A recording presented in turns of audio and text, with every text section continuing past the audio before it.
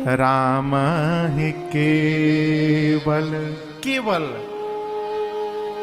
राम ही प्रेम प्यारा कह देते तो हो सकता था कि प्रेम सबसे अधिक है, इसके अलावा ज्ञान भी होगा, वैराग्य भी होगा, लेकिन शंकर जी केवल लगा दिए, केवल और कुछ नहीं। राम ही केवल प्रेम प्यारा, राम मेरे रघुनाथ जी को केवल प्रेम प्रिय है। वन में रहने वाले कोल भीलों को भगवान ने अनेक प्रकार से संतुष्ट किया है, उनको दुलार करके भगवान ने विदा किया है।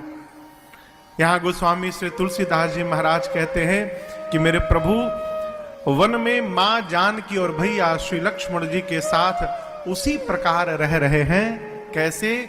जैसे देवलोक में देवराज इंद्र अपनी अर्धांगिनी मां सची और पुत्र जयंत के साथ रहते हैं, उसी प्रकार भगवान वन में चित्रकूट में रहते हैं। आप कृपा करिए, देवलोक का ऐश्वर्य और चित्रकूट के वन का ऐश्वर्य कोई तुलना है क्या? लेकिन भगवान वन में भी जैसे कोई देवलोक में आनंद में रहता है, भगवान वन में आनंद में रहते हैं। जानते हैं क्यों? स्वीकार धर्म के कारण। परिस्थिति को यदि स्वीकार करने का स्वभाव बन गया जीवन में, तो हम कभी दुखी नहीं हो सकते। आपको मेरी बात समझ में आ रही है? हम जो कह रहे हैं, स्वीकार करिए। सुखी रहना चाहते हैं तो स्वीकार करिए, जो हो रहा है उसको स्वीकार करिए। हमारे पूज्य महाराज श्री कहते, बेटा तुम सोचो वैसा हो जाए, खूब आनंद में आना, लेकिन जब तुम सोचो वैसा न हो, उल्टा हो जाए, तो इस बार आनंद में तो आना, साथ में मिठाई भी बांटना। हमने पूछा, सरकार ऐसा क्यों बोल रहे? तो उल्टी बात हो गई। हमने सोचा वो हो गया, तब तो मिठाई बांटना उचित है। सोचा उल्टा हो गया, फिर क्यों मिठाई बांटना? बोले तुम्हारा सोचा नहीं हुआ तो किसी का तो सोचा हुआ है। फिर किसका हुआ सोचा हुआ? भगवान का सोचा हुआ हो गया है। तुम जो सोचे थे वो हो जाता तो हो सकता है कि आगे चलकर उसमें तुम्हारी हानि हो जाती, लेकिन एक बात याद रखना, जब भगवान का सोचा होगा तो जीवन में कभी हानि होने वाली नहीं है। वर्तमान में भले दिखाई पड़ जाए, इसलिए परिस्थिति को स्वीकार करिए। स्वीकार करने का धर्म जीव को दुखी नहीं होने देता है। मेरे राम जी को दुख क्यों नहीं है? प्रभु ने वनवास को स्वीकार कर लिया। एक ही परिवार में दर्शन करिए, राम जी स्वीकार कर लिए तो दुख सुखी हैं, चक्रवर्ती जी स्वीकार नहीं कर पा रहे तो रो रहे हैं। स्थिति एक ही है, परिस्थिति एक ही है, लेकिन मन की स्थिति अलग अलग हो गई है?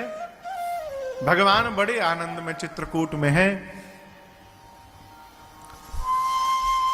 सुमंत जी महाराज अयोध्या पहुंचे हैं। सुमंत जी कौन जानते हैं ना? राम जी को रथ पर लेकर आए थे वन में। श्रृंगवेरपुर में गंगा जी के तट से आपने सुबह श्रवण किया है, राम जी ने सुमंत जी को बरबस भेजा अयोध्या।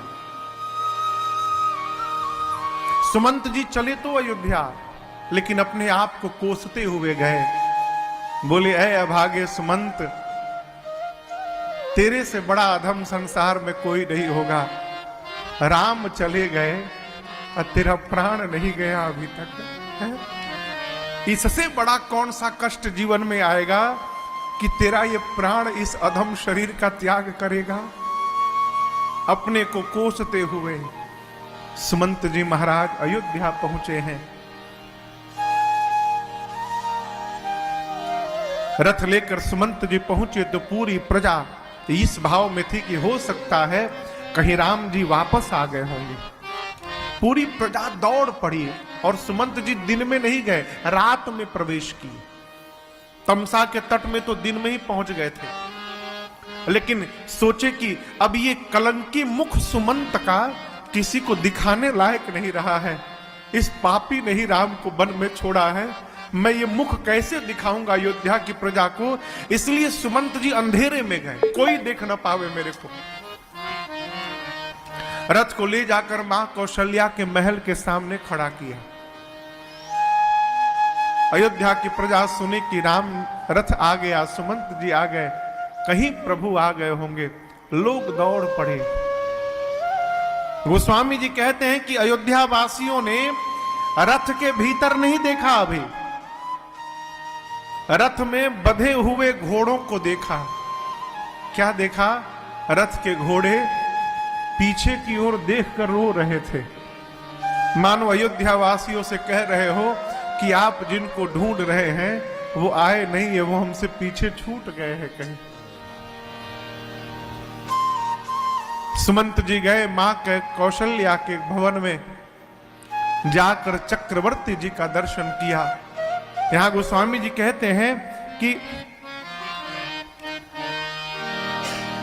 श्री दशरथ जी महाराज कैसे हैं? जैसे मानो चंद्रमा को आकाश से उठाकर और किसी ने धरती पर पटक दिया हो। सारे वस्त्र मलिन हो गए हैं, केश बिखरे हुए हैं, धरा पर लेटे हुए हैं, व्याकुल मूर्छित अवस्था में है। सुमंत जी ने जाकर श्री चक्रवर्ती जी के चरणों में दंडवत करके कहा, हे जय जीव, आपका सुमंत आपको दंडवत करता है। महाराज को इतनी चेतना थी कि सुमंत मेरे राम को लेकर गया है, मैंने कहा है सुमंत 4 दिन में वापस लेकर आना। सुमंत शब्द कान में जैसे पड़ा, महाराज के लगा मृतक शरीर को प्राण मिल गया हो।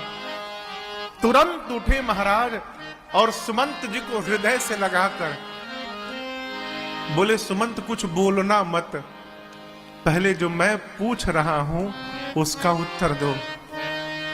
राम कुशल कहू सखा सने,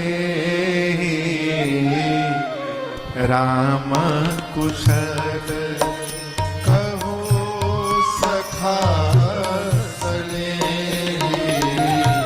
राम कुशल कहू सखा सने, राम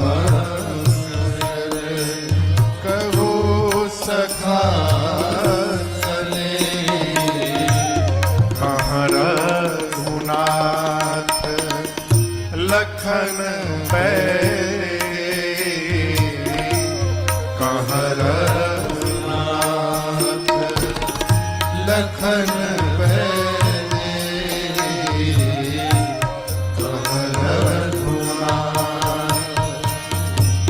आने फेरी।